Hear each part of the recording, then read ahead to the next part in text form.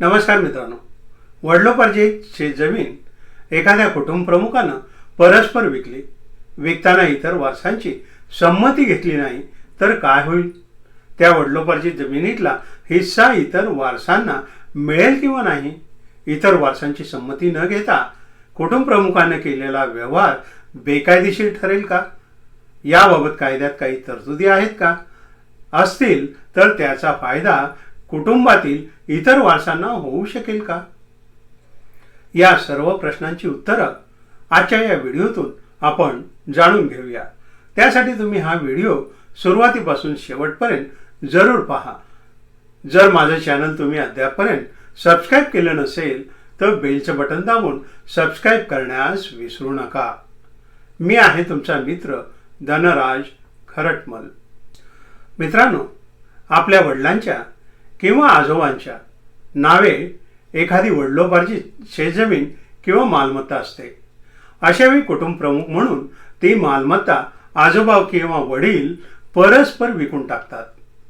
खरं तर अशा मालमत्तेमध्ये इतर वारसांचा हक्क असतो, परंतु वारसा हक्क डावलून अशा मालमत्ता विकल्या जातात किंवा आजोबा किंवा वडील अशा वडिलोपार्जित जमिनीचे व्यवहार परस्पर करून मोकळे होतात.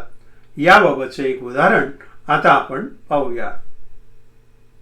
वडिलांच्या पश्चात शेतजमिनीला रामरावांचं नाव लागलं होतं, पण काही अडचणीमुळे त्यांनी ती शेतजमीन श्यामरावांना विकून टाकली होती. खरं तर त्यावेळी रामरावांची मुलं अजून शिक्षण घेत होती. ज्यावेळी त्यांची मुलं सज्ञान झाली तेव्हा त्यांना कळलं की आपले वडील रामराव यांनी वडिलोपार्जित शेतजमीन विकून आपला हक्क डावलला आहे.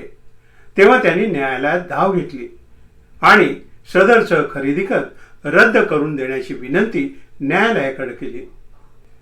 शेतजमीन विकून 5 वर्षाचा कालावधी उलटून गेला होता आणि त्या शेतजमिनीला श्यामरावाचं नाव लागलं होतं.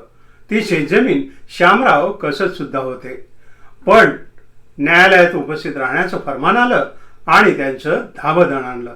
तर मित्रांनो, आपण आज या विषयाला धरूनच आजच्या या व्हिडिओत काही प्रश्नांची उत्तरं जाणून घेऊया. मित्रांनो, वडिलोपार्जित मिळकतीबाबत कायद्यात अनेक तरतुदी आहेत. त्यामुळे एखादी वडिलोपार्जित मालमत्ता कुटुंब प्रमुख म्हणून तिराईत माणसाला विकता येत नाही. जर अशी मालमत्ता किंवा जमीन विकायची असल्यास अशा व्यवहारास इतर वारसांची संमती असणं आवश्यक असतं किंवा त्यांचं संमतीपत्र घेतल्याशिवाय असे व्यवहार करता येत नाहीत. तर मित्रांनो, आपण अगदी सुरुवातीला पाहिलेल्या रामरावांच्या उदाहरणाचा विचार करू. रामरावांनी खरेदी खतानं श्यामरावांना विकलेल्या जमिनीत खरोखरच वारसांना हक्क मिळेल का? आणि जर मिळणार नसेल तर त्याला काय कारण होईल हे सुद्धा आता आपण पाहूया. एकत्र कुटुंब पुढारी किंवा एकत्र कुटुंबाचा कर्ता हे अशी वडिलोपार्जित मालमत्ता विकू शकत नाहीत. पण याला काही अपवाद आहेत. ते अपवाद म्हणजे काही सरकारी देणी द्यायची असतील किंवा त्या शेतजमिनीवर कोणत्याही बँकेचे कर्ज असेल तर अशा प्रसंगी वारसांची किंवा मुलांची संमती न घेता अशी मालमत्ता किंवा जमीन परस्पर विकली तरी चालते. किंवा एखाद्या वेळी कुटुंबावर क्रिमिनल केसेस झालेले असतील तर कुटुंबाच्या बचावासाठी ही संपत्ती वारसाची संमती न घेता विकता येते. त्यासाठी अजून एक अपवाद आहे. तो म्हणजे मुलींचे लग्न करण्यासाठी पैशाची गरज असेल तर इतर वारसांची संमती न घेता अशी वडिलोपार्जित मिळकत विकता येते. तसेच कुटुंबाचे पालन पोषण करण्यासाठी सुद्धा अशा मिळकती विकता येतात. कुटुंबातील एखादा सदस्य मयत झालेला असेल तर त्याचा अंत्यविधी करण्यासाठी सुद्धा अशी मिळकत विकता येते. अशा गाईडलाईन्स सुप्रीम कोर्टानं घालून दिलेल्या आहेत.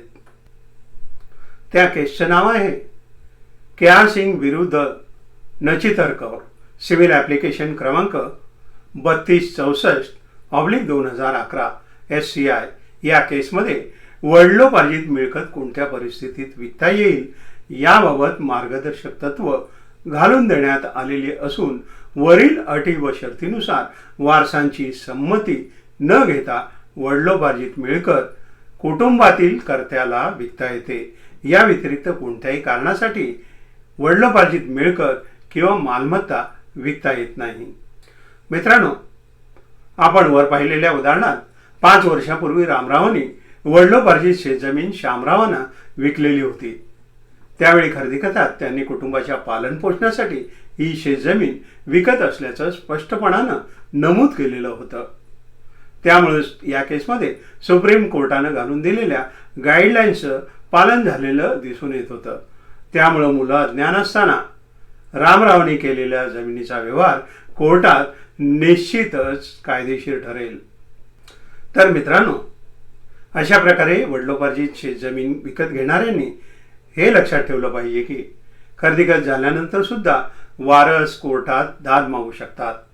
जर असं खरेदीखत सुप्रीम कोर्टानं घालून दिलेल्या मार्गदर्शक तत्वानुसार नसेल तर असं खरेदीखत रद्द देखील करण्यात येतं. त्यामुळे तुम्ही विकत घेत असलेली जमीन वडिलोपार्जित असेल आणि असे खरेदीखत रद्द होऊ नये असं तुम्हाला वाटत असल्यास वरीलपैकी कोणतेही एक कारण जे लागू असेल त्याचा उल्लेख खरेदी खतात करणं आवश्यक राहील. आणि नुसता उल्लेख असून भागत नाही. जेव्हा केव्हा असे खरेदी खत कोर्टामध्ये चॅलेंज केले जाईल त्यावेळी ते पुराव्यानिशी सिद्ध करता आलं पाहिजे. एकत्र कुटुंबातील व्यक्ती आज जरी मायनर असल्या तरी भविष्यात सज्ञान झाल्यानंतर असा दावा कोर्टात दाखल करू शकतात. जर पुरावा नसेल तर असे खरेदी खत रद्द करण्याचा आदेश देखील कोर्ट देऊ शकतं. तर मित्रांनो, तुम्हाला आजचा हा व्हिडिओ कसा वाटला याबद्दल कमेंट करायला विसरू नका. याबाबत तुमचे काही प्रश्न असतील तर ते सुद्धा कमेंट बॉक्समधून जरूर विचारा, जेणेकरून पुढच्या व्हिडिओमध्ये तुम्हाला तुमच्या प्रश्नांची उत्तरं मिळू शकतील. व्हिडिओ आवडल्यास आपल्या मित्रमंडळीच्या ग्रुपवर फॉरवर्ड करायला विसरू नका. लाईक करा, शेअर करा, सबस्क्राईब करा. माझे अशाच प्रकारचे कायद्याचे आणि तुमच्या फायद्याचे व्हिडिओज लगेच मिळण्यासाठी बेलच्या बटनावर क्लिक करून नोटिफिकेशन ऑन करायला विसरू नका. धन्यवाद. जय हिंद, जय महाराष्ट्र.